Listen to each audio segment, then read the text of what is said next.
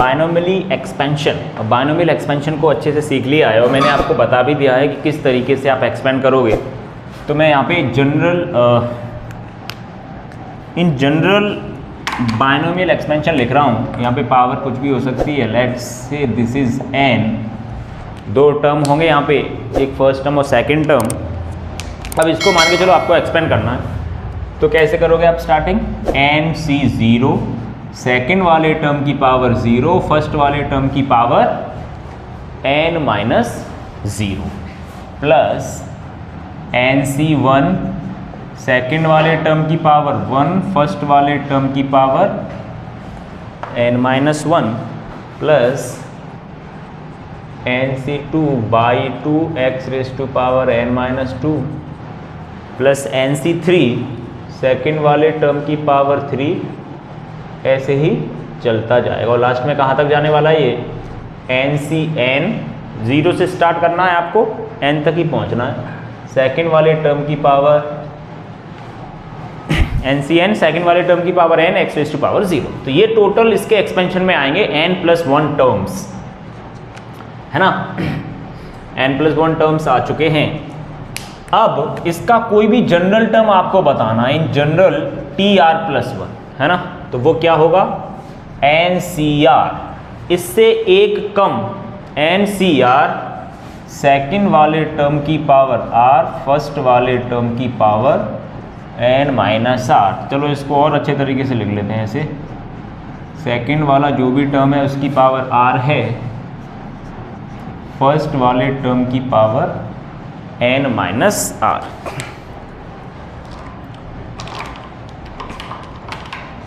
ठीक है, ओके। तो अब एक दो क्वेश्चन देख लेते हैं इस पे बेस्ड। अब देखो बच्चों, यहाँ पे बात ध्यान देने वाली ये है कि यहाँ पे जो दो टर्म है ना, बिल्कुल ही सिंपलेस्ट फॉर्म ली है मैंने उन दो टर्म्स की।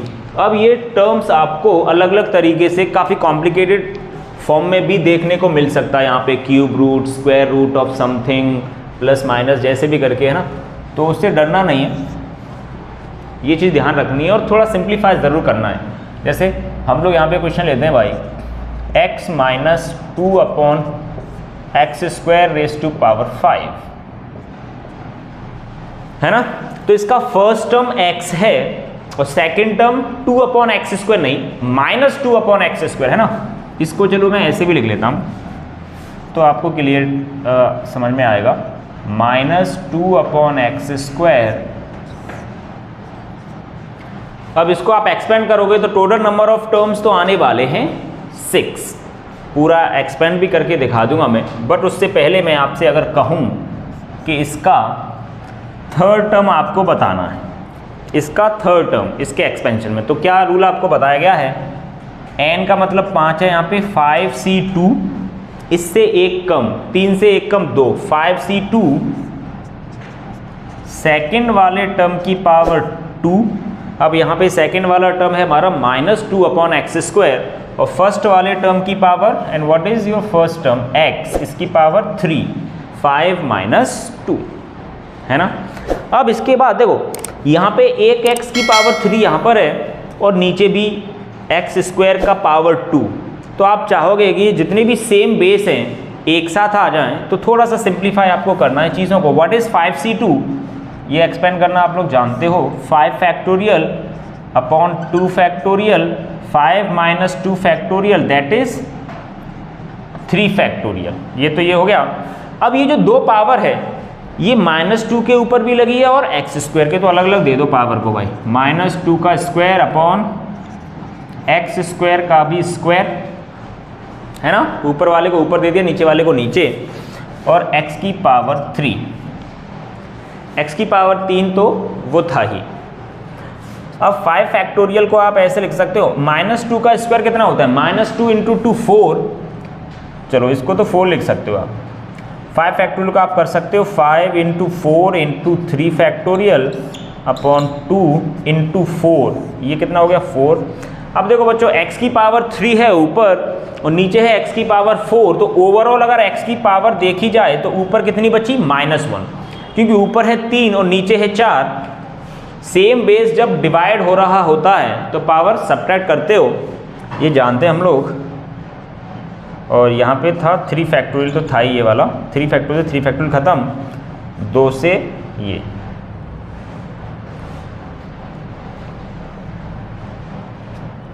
यहाँ से कितना हो गया ये 5 × 4 20, 20 × 2 and x raise to power -1 को आप सिंप्लीफाई ऐसे लिख सकते हैं। तो बिल्कुल सिंप्लीफाई करने के बाद जो टर्म आया वो आया 40 divide by x। This is your third term t3।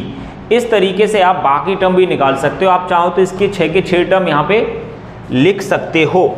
तो एक बार हम लोग इसको एक्सपेंड करके भी देख लेते हैं। चलो उसका एक एक्सप्रेशन लिखना है बस, बाकी सिंप्लीफाई तो आप लोग कर ही लोगे इस तरीके से। चलो इसको एक्सपेंड करते हैं। इसके 6 के 6 टर्म लिखना चाहता हूँ हम लोग, तो एक बार देखते हैं कैसे लिखोगे। फर्स्ट स्टार्टिंग आपको यहाँ से करनी है 5c0 सेकंड वाले टर्म की पावर 0 और जो भी फर्स्ट टर्म है उसकी पावर 5 - 0 प्लस नेक्स्ट आने वाला है 5c1 सेकंड वाले टर्म की पावर 1 फर्स्ट वाले टर्म की power 5 - 1 that is 4 plus 5c2 second वाले टर्म की पावर 2 फर्स्ट वाले टर्म की पावर 3 5 - 2 कर देना है प्लस 5c3 सेकंड वाले टर्म की पावर 3 फर्स्ट वाले टर्म की पावर 2 प्लस 5c4। 5c3 के बाद क्या नंबर आएगा 5c4 सेकंड वाले टर्म की पावर 4 फर्स्ट वाले टर्म की पावर 1 प्लस 5c5 -2/x² की पावर 5 फर्स्ट वाले टर्म की पावर 0। ये हैं वो आपके 6 टर्म। इसको एक्सपेंड करने के बाद 1 2 3 4 5 6 है ना। तो आप किसी को भी एक्सपेंड कर सकते हो। बाकी रही बात सिंप्लीफाई करने की, तो आप इसको सिंप्लीफाई कर सकते हो इसको एक्सपेंड करके। और यहाँ पे जितने भी x हैं उन सबको एक बेस में कन्वर्ट करने के लिए सेम बेस जब मल्टीप्लाई हो रहा होता है तो पावर ऐड करना है, और सेम बेस अगर डिवाइड हो रहा है तो पावर सब्ट्रैक्ट करना है ना। तो ये अप्रोच अगर आपने क्वेश्चंस में अच्छे से अप्लाई करी ना तो आप आंसर निकाल पाओगे, चाहे जेईई मेन का क्वेश्चन भी क्यों ना हो। अभी हम क्वेश्चन लेंगे उसके हिसाब से अपन देख लेंगे। और एक जो इम्पॉर्टेंट बात ये आती है यहाँ पर, जैसे इसमें ऐसा कोई टर्म नहीं है बच्चों जिसमें x नहीं आ रहा हो। इसके हर एक टर्म में x आ रहा है, देखो ध्यान से। इसमें भी x आ रहा है, इसमें भी x है, इसमें भी एंड इसमें भी। तो इसमें कोई ऐसा टर्म नहीं आ रहा जिसमें x ना आ रहा हो, मतलब कोई कांस्टेंट टर्म नहीं है इसके एक्सपेंशन में। अगर कांस्टेंट टर्म होता तो हम उसे बोल देते हैं यहाँ पे टर्म इंडिपेंडेंट ऑफ x। ऐसा टर्म जिसमें x है ही नहीं। तो एक बार इस बारे में और बात कर लेते हैं, ये काफ़ी इंपॉर्टेंट कॉन्सेप्ट है, टर्म इंडिपेंडेंट ऑफ x, है ना।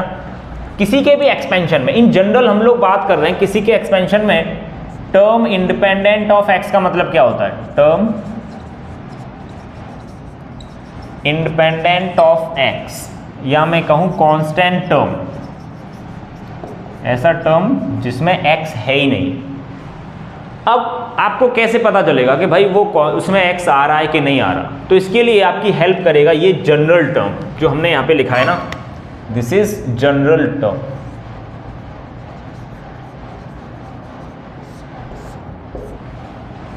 जनरल टर्म आपकी हेल्प करेगा। कैसे करेगा, आप किसी भी जो बाइनोमियल एक्सपेंशन आपको दिया है उसमें उसका आप जनरल टर्म लिखोगे। जनरल टर्म लिखने के बाद आप उसको सिंप्लीफाई करोगे। सिंप्लीफाई का मतलब, कहने का मतलब ये है, जितने भी x आ रहे हैं या मैं कहूँ सेम बेस आ रहे हैं, आप चाहोगे उन सब बेस को मिला के एक बेस में लेके आना। मल्टीप्लाई में है तो पावर ऐड कर देना, और डिवाइड हो रहा है तो पावर सब्ट्रैक्ट कर देना। फिर जैसे आपने यहाँ पे और यहाँ पे जितनी भी x आ रही हैं सबको एक बेस में कर दिया, और उसकी वेरिएबल की पावर, जो भी वेरिएबल है उसमें उसकी पावर को उठा के 0 कर देनी है। ये क्यों करेंगे हम लोग? क्योंकि टर्म इंडिपेंडेंट ऑफ x का मतलब होता है कि उस टर्म में x की पावर कितनी होगी? 0। किसी की पावर 0 कितना होता है? 1, मतलब वो है ही नहीं, है ना। इसके लिए जैसे फॉर एग्जाम्पल यहां पे लेता हूं मैं x² प्लस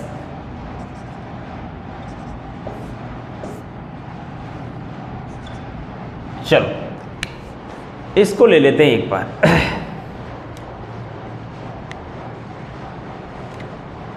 इसको आपने एक्सपेंड किया 12 माइनस 2r, ठीक है। चलो इसके एक्सपेंशन में आपको बताना है जैसे कि टर्म इंडिपेंडेंट ऑफ x कौन सा टर्म होगा। अब इसमें टोटल टर्म होंगे 7, हमें पता नहीं कौन सा टर्म होगा इंडिपेंडेंट ऑफ x। तो हमने क्या करा, इसके लिए हमने इसका जनरल टर्म लिखा एक बार। हमने इसका जनरल टर्म लिखा, कैसे लिखा जनरल टर्म? 6cr, क्या होता है जनरल टर्म? 6 का मतलब ये n, सेकंड वाले टर्म की पावर r और फर्स्ट वाले टर्म की पावर 6 माइनस r। क्लियर है क्या? है ना, ये लिख लिया आपने। फिर मैंने आपको बताया था इसके बाद जो स्टेप है ना वो है सिंप्लीफाई करने का चीजों को। तो देखो ध्यान से, 6cr, ये जो r पावर है ये 2 के ऊपर भी है और x² के ऊपर भी है। तो इस 2 को भी दे दिया हमने इस r को, और नीचे x को भी दे दिया। x² की पावर r का मतलब क्या होता है? x की पावर 2r, और यहाँ पे x² की पावर 6 माइनस r का मतलब कितना हो गया? 2 × 6, 12 माइनस 2r, पावर मल्टीप्लाई कर दी। फिर इसके बाद थोड़ा सा और सिंप्लीफाई करेंगे। एक x बेस जो है ना वो ऊपर है, एक नीचे, तो हम एक बेस में लेके आना चाहते हैं 12 माइनस 2r माइनस 2r। तो नीचे वाली पावर थी x की पावर 2r, वो ऊपर जाके माइनस कर दी। ये हो गया आपका यहाँ से सेम बेस, डिवाइड में पावर माइनस हो जाती है। अब यहाँ से जो x की पावर है हम चाहते हैं x बचे ही ना उसमें, इसका मतलब पावर उठा के 0 कर दो, क्योंकि x की पावर 0 का मतलब होता है 1। तो ये पावर यहाँ से उठाई कितनी होगी? 12 माइनस 4r इक्वल टू 0। तो यहाँ से r की वैल्यू आ गई 3। इसका मतलब आपको r के बारे में पता लगा। r के बारे में पता लगा मतलब यहाँ पे आपने r+1 डाला, मतलब फोर्थ टर्म होगा that will be independent of x, उसमें x नहीं आ रहा होगा। तो बस कुछ नहीं करना है, इस r की वैल्यू उठा के वापस आपको इसी एक्सप्रेशन में डाल देना है। तो t4, अगर वो पूछे कौन सा टर्म इंडिपेंडेंट ऑफ x होगा तो आप बोल सकते हो फोर्थ टर्म। अब वो टर्म आखिर है क्या इंडिपेंडेंट ऑफ x? ये r की वैल्यू उठा के वापस आपको इसी एक्सप्रेशन में डाल देनी है। 6c3 2⁻3। अब x की पावर यहाँ पे डालोगे तो वो 0 ही हो जाना है वैसे भी, क्योंकि आपने खुद इस पावर को उठा के 0 किया है, मतलब ये 0 है ही सही। तो x की पावर 0 होता है 1।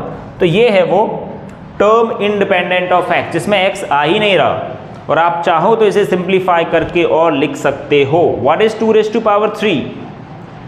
8। And what is 6c3? आप इसे एक्सपेंड कर सकते हो यहाँ पे 6 × 5 × 4 अपॉन 3 फैक्टोरियल। 3 फैक्टोरियल का मतलब 6 से 6 कैंसिल, 160 आ जाएगा। 8 × 5 × 4, 160 will be the term independent of x, इसमें x नहीं आ रहा होगा। तो ये मैंने एक बहुत ही आसान क्वेश्चन लिया है जिसका डेटा यहाँ पे जो टर्म दे रखे हैं बहुत ही सिंपलेस्ट फॉर्म में एक्सप्रेस किया हुआ है। बट आपको जेई के क्वेश्चंस में ये टर्म काफ़ी कॉम्प्लिकेटेड सिचुएशन में दिखेगा। तो बस करना कुछ नहीं है, आपको सिंप्लीफाई करना, ये पावर्स अलग अलग दे देनी है, सबको सेम बेस में कन्वर्ट कर लेना है। ओके, तो अब हम लोग करेंगे नेक्स्ट क्लास में जेई के प्रीवियस ईयर के क्वेश्चंस, जिसमें लेटेस्ट वाले भी करेंगे और प्रीवियस ईयर वाले भी।